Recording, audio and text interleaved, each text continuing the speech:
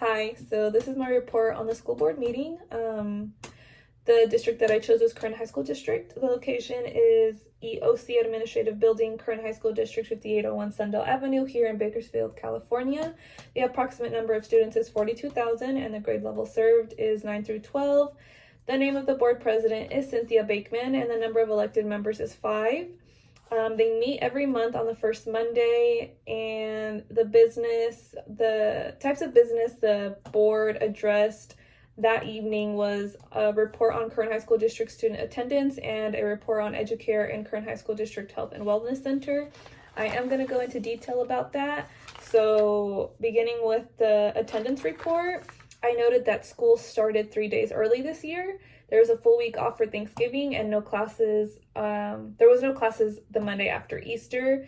I also noticed that they were really focused on truancy. They noted that they saw a decrease in dropouts. They also noted that truancy letters have become automated. Now there is a decrease in excused absences.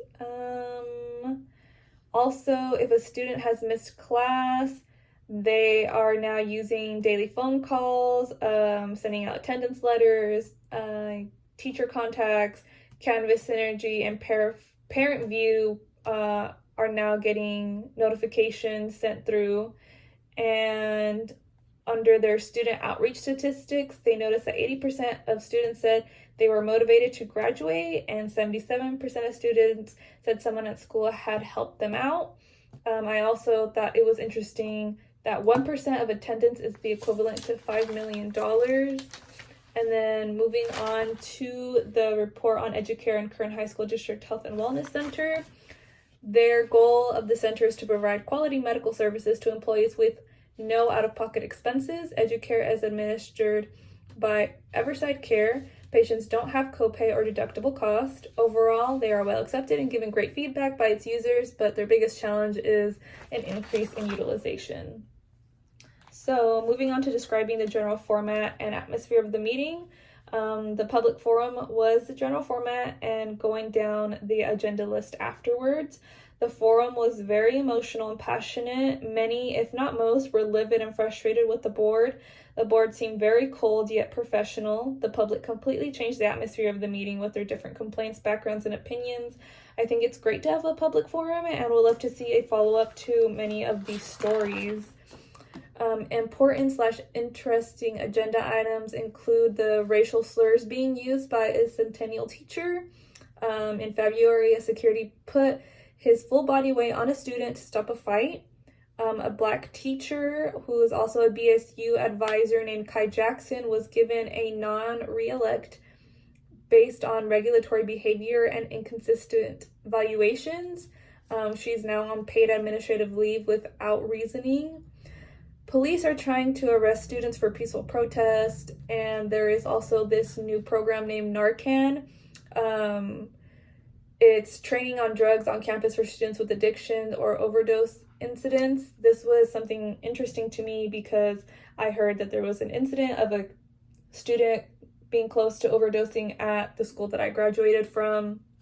Also, it was mentioned that since minimum wage is up 7%, classified worker wages need to go up too, especially when Chick-fil-A and In-N-Out are making more than these classified workers.